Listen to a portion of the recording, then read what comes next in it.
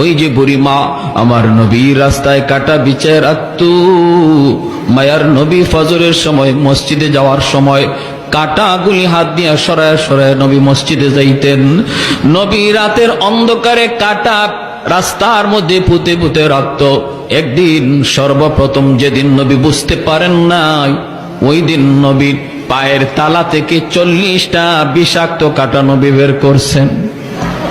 এরপরে রাতে নবী সতর্ক হইয়া মসজিদে যান। সতর্ক হইয়া কাটাগুলি সরাইয়া আমার নবী রহমতের নবী সরওয়ারে দু জাহান তিনি মসজিদে যান কাটাগুলি সরায়া। একদিন আমার নবী দেখেন রাস্তায় কাটা নাই। নবী জিজ্ঞেস করেন আজকে রাস্তায় কাটা নাই কেন? মানুষজন কয় হুজুর আপনার প্রতি যেই মহিলা কাটা বেচাইতো সে অসুস্থ।